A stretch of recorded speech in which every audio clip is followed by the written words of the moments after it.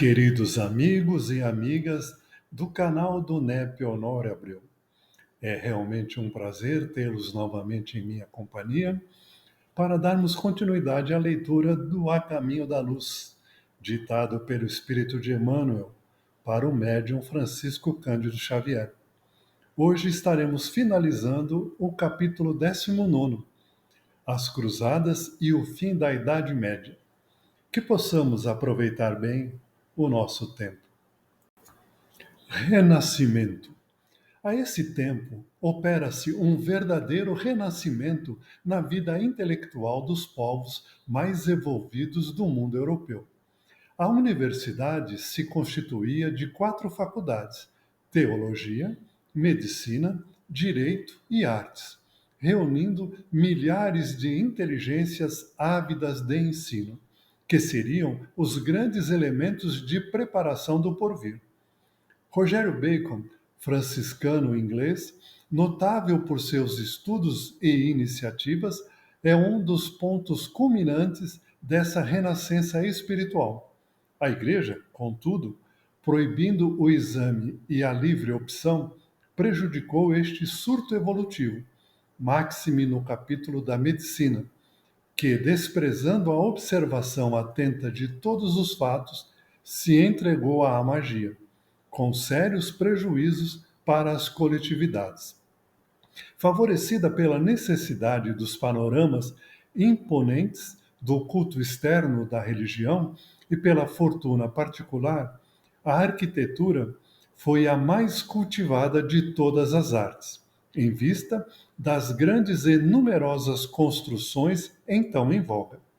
Com a influência indireta dos guias espirituais dos vários agrupamentos dos povos, consolidam-se as expressões linguísticas de cada país, formando-se as grandes tradições literárias de cada região. Ah, meus amigos, só há uma certeza no nosso planeta e em todo o universo: que tudo muda. Tudo está sujeito à lei da evolução. A vida é feita de ciclos, mas estes ciclos são em espirais e cada volta que se dá sempre se está num ponto superior ao anterior. Essa é a lei que rege todo o universo, a lei da evolução. E passado estes períodos tão tenebrosos de todo o nosso planeta, onde tudo ficou estagnado por séculos, era chegado o fim de um ciclo. E a humanidade já estava pronta para que espíritos bem mais evoluídos voltassem a encarnar no nosso planeta para o grande salto que já estávamos prontos para dar no rumo à nossa evolução. As universidades começaram a surgir, onde espíritos conhecedores das leis, espíritos que no passado foram grandes pensadores nos mais diversos países da antiguidade, voltaram a viver aqui entre nós. E a teologia, a medicina, o direito e as artes começaram a ser estudados metodicamente nas universidades que começaram a surgir na França, na Itália, na Inglaterra, trazendo a possibilidade de impulsionar o pensamento da humanidade de então. E aí surge a figura nobilíssima de Roger Bacon, Rogério para o português, que nasceu em 1214 em Somerset, na Inglaterra, e desencarnou em 1294 em Oxford. Ele também foi conhecido como o Doctor Mirabilis, que do latim significa doutor admirável. Ele era franciscano e filósofo e deu muita ênfase ao empirismo e ao uso da matemática no estudo da natureza. Ele estudou em Oxford e em Paris, e contribuiu em áreas importantes como a mecânica, a filosofia, a geografia e principalmente a óptica, porque foi Roger Bacon que desenvolveu o óculos, que depois possibilitou a descoberta do telescópio e do microscópio. Por volta de 1240, ele ingressou na Ordem dos Franciscanos, onde dedicou-se ao estudo, nos quais introduziu a observação da natureza e a experimentação como fundamentos do conhecimento natural. Roger Bacon descreve o método científico como um ciclo repetitivo de observação, hipótese, experimentação e depois a necessidade de verificação dos resultados por pessoas independentes. Ele registrava a forma com que conduzia os seus experimentos em detalhes muito precisos, de modo a que os outros pudessem reproduzir os seus experimentos e testar os seus resultados, comprovando a realidade daquilo que foi descoberto ou não. Essa possibilidade de verificação independente é fundamental até os dias de hoje no método científico. Ele propagou o conceito de lei da natureza, um fato importante num período do século XIII em que estavam ocorrendo grandes e constantes modificações no pensamento filosófico e na filosofia da natureza. Porém, mais uma vez, a Igreja, através ainda da sua prisão nos conceitos religiosos equivocados, dificultou muito a evolução dessas universidades.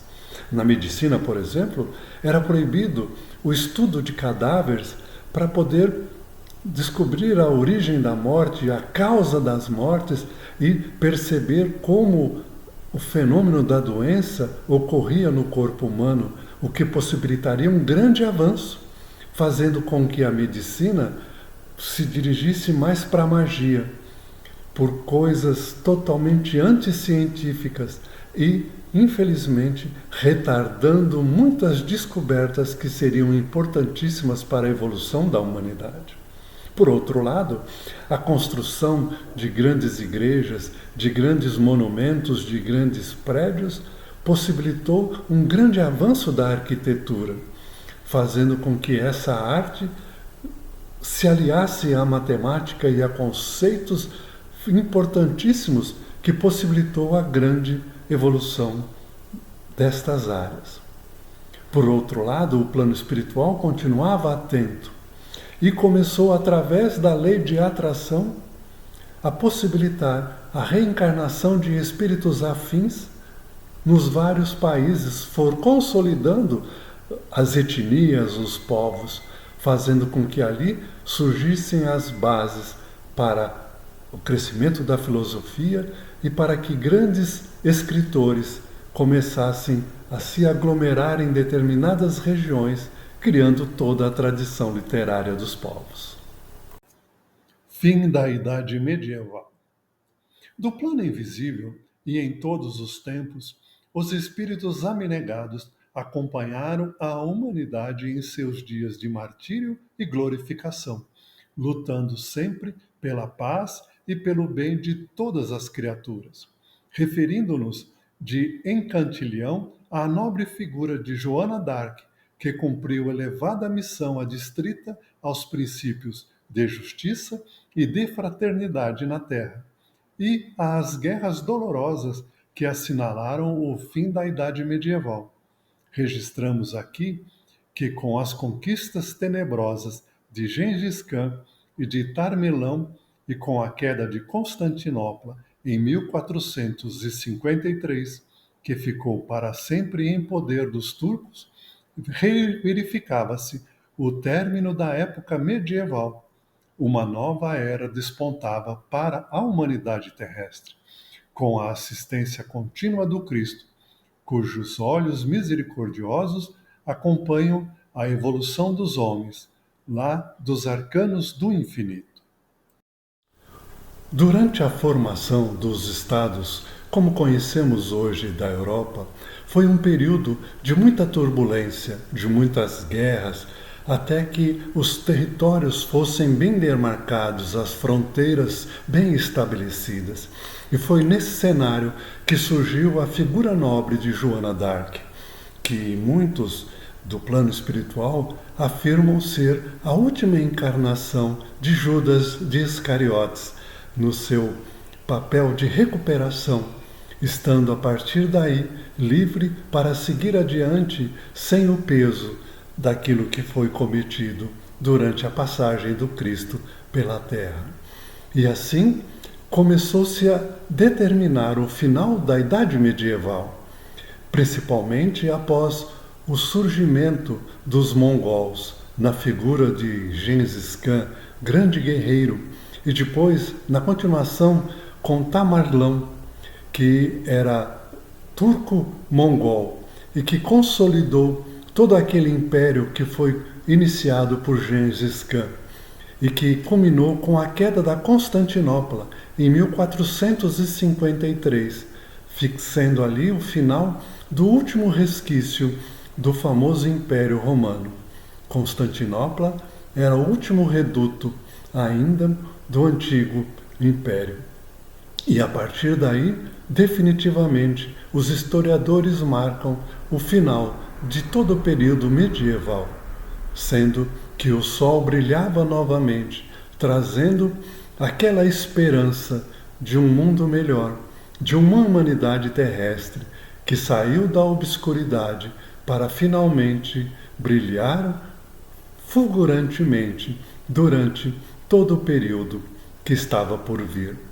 E sempre acompanhado pelos tutelares do Cristo, que zelavam e zelam até os dias de hoje pelo rumo de toda a humanidade, através do infinito e da eternidade.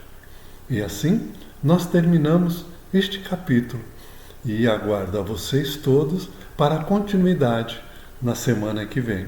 E não se esqueçam, se ainda não fizeram a inscrição no nosso canal NEP do YouTube, façam, porque é muito rico em aprendizado, em conhecimento, que é patrimônio do espírito imortal. Até lá!